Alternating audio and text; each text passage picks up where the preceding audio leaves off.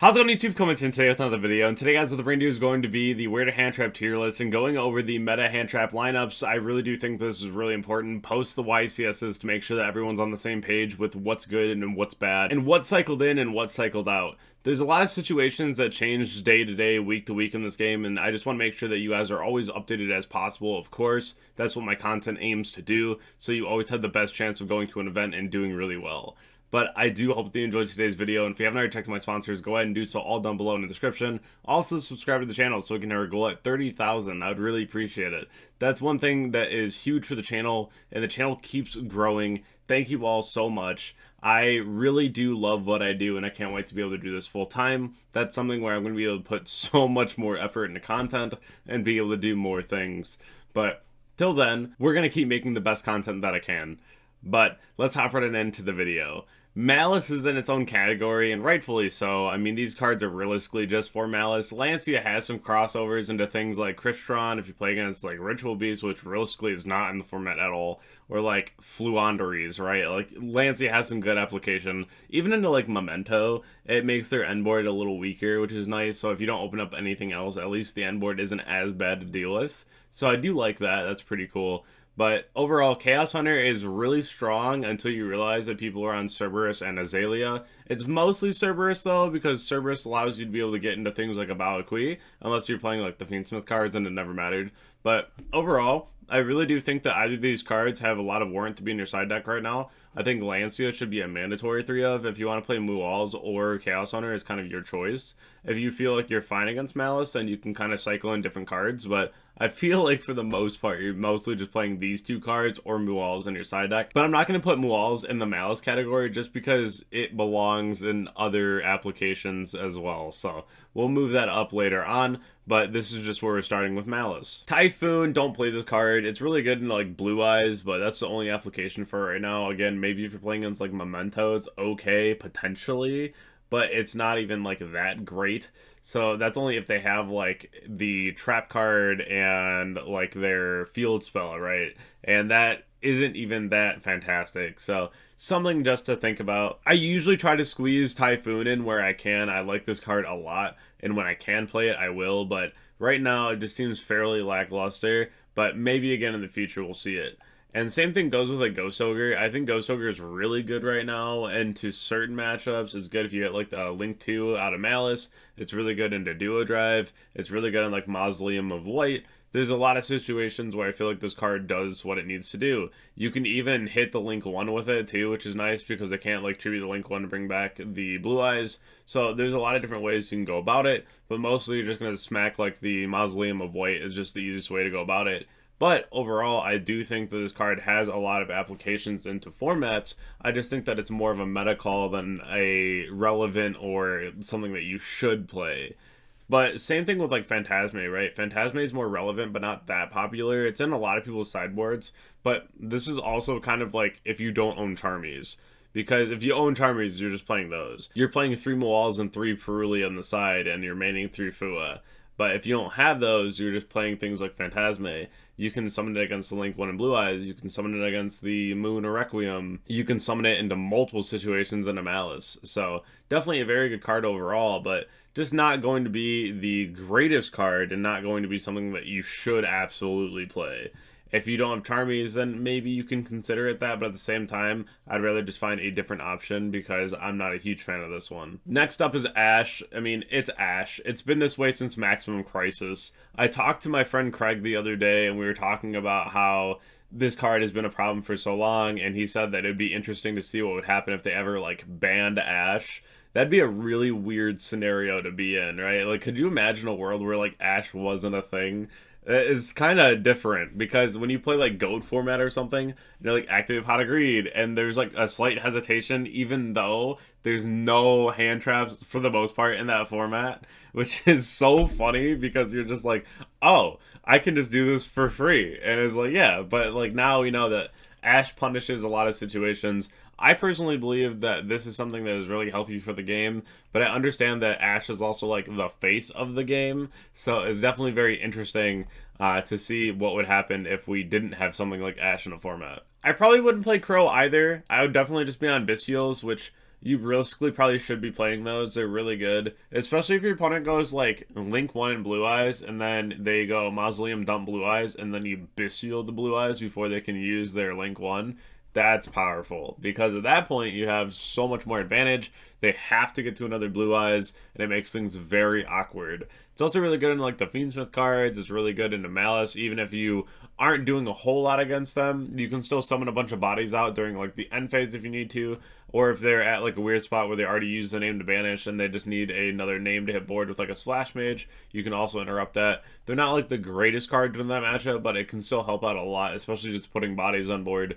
But overall, I do think that Bisals are like really necessary right now. I think they're very good. So as much as I want to put Nib into like relevant but not popular, you should realistically always play Nib. I know some lists are cutting it or they're like pushing it down to 2, but Nib is a very unique card with very unique situations, because this is something where the second that you're like, well, Nib's really bad, it becomes insane, because usually when you find it to be bad, other people find it to be bad, so no one's playing it at that point, no one's expecting to see it. That's when you have to play Nib.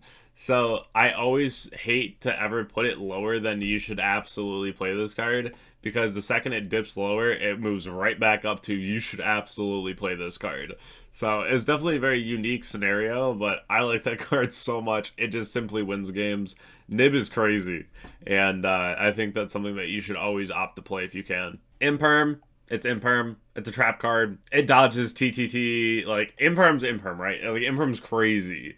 And I really do like this card a lot. It's also like the craziest 6th card draw. That's another reason why Ash is so broken, especially right now. It's also really good as a 6th card draw, especially if they have like Fiendsmith and Paradise, or if they have like MTP set, right?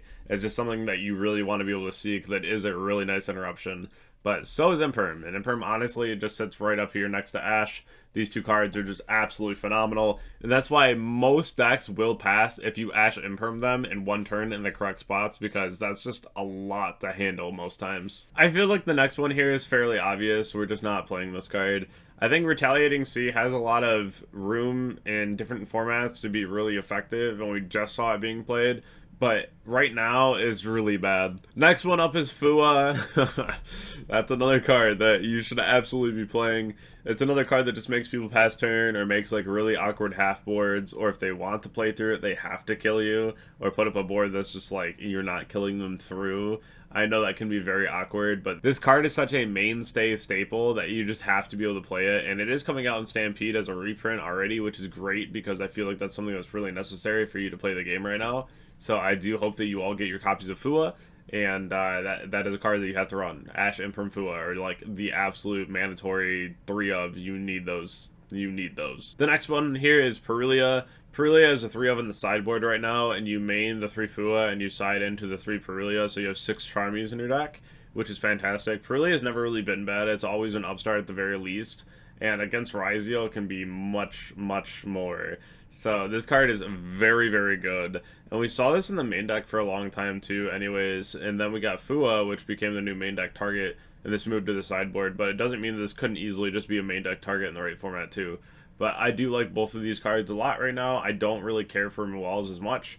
I would put that in relevant but not popular. I've started to see people start to cut this from their sideboard as well, which is a little awkward, but at the same time I understand it. It's just like not the craziest card when you could be playing cards like Chaos Hunter that just objectively do more into that matchup, where this is mostly aimed toward Maliss. There are other applications for it, but it's also just like very mid. Sometimes it's just an upstart, sometimes you don't get to use it at all, so it really does depend. If you really want a lot of target negation, then you could play Mourner. For me, this is more of like a tech call. If you feel like there's a lot of Shifter in the format, then you could play Mourner, because it does dodge Shifter. It's not like Valor that just can't be activated under Shifter. And talking about Shifter, it's like Shifter, it's just the best card. It literally wins you games outright just because you activate Shifter. You go activate Shifter, and then you go, yup. You know, it's just like, that's the game. Sometimes your opponent can play through it, but a lot of times it's like normal summon ice effect, do impermanent, and they go next game, you know, so unless they open like sword and can extend somehow, it's such a crazy card, and it should not be in the game still. Meister, I would say don't play this card. It hasn't been relevant in a very long time. I don't recommend it. It's just not very good. Not a whole lot more to say about that. Bell is always just going to be a tech option. It could be like top of tech options, honestly. I think this card is really strong when it is. It's really bad when it's not. Bell is really strong to things like Mitsurugi. It can be really strong to things like Memento. But at the same point, it's very okay. There's other hand traps that are just complete blowouts or things that just do more. So I think that in the correct format, Bell is like the overall card that you just want to run. But in other formats, is just kind of like, it could be impactful, it could be the worst card in your side deck, so that's one thing where you kind of want to make that decision. Droll is always just going to be relevant but not popular. Some formats, it's absolutely you need to play this card 100%. If Mitsurugi became really, really popular, then I would say that everyone's main decking Droll at 3, no problem. But the second that you start seeing Droll, it usually means that the format's getting worse. So I'm glad to see that Droll is starting to phase out a little bit more just because other decks are starting to enter the room. Droll is really effective into things like Blue Eyes, but it's absolutely horrendous into things like Maliss. So you really have to take that into consideration with your deck building. This is mostly just a side card. You could tech it into the main deck from time to time, but I do think that this is a card, especially right now, that is just going to be sitting on your side if it's even there at all. Veiler, it's just up there with Imperium. It's just a fantastic card. It's something that we are able to just turn off an opponent's whole turn sometimes because they go normal summon, you Veiler it, and then just go pass.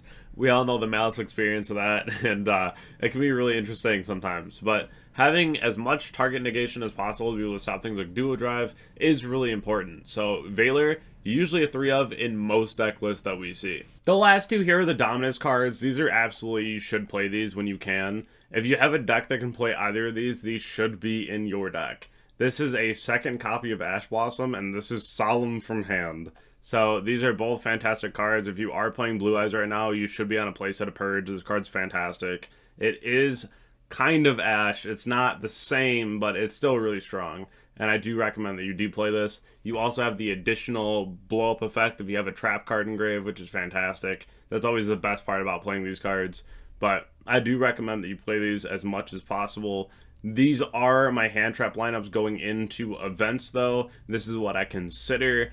If I can play any of these, I'm absolutely playing them. These are more of like, if I have room in my deck list and I want to fill, I can fill it with one of these. And then if I'm trying to figure out like what's going to be the best option for the weekend, these are what I'm looking at for like tech options. And then I'm just not playing these, right? Like sometimes Crow's really strong, but like I'm just not playing these. And then this is just Maliss, of course. Like, you just have to decide if you're playing both or just one. But usually it's just a playset of Lancia, which is fine. And then you could always play this, or you could just stick with, like, this and this, right? Because, like, they're still going to get value. This one's actually going to get value. Perulia might just be awful. But if you consider seeing, like, Perulia with, like, an Imperm or Veiler, and your opponent is on, like, the 9 Bestial build, you're probably going to get at least 2 draws because they'll normal summon, they'll Veiler it, and then they'll use like a Bestial to extend, so you get another draw off the Perulia, and that's where things like Nib come up, because if you're going to be playing these cards, you should be trying to draw into something high impact like a Nib. So that's something that I would highly recommend to be playing alongside these, because it is going to be higher impact. I really hope that you enjoyed today's video. Definitely let me know down below in the comment section if I haven't missed anything, and I appreciate each and every one of you, and I'll catch you all in the next video. Thank you.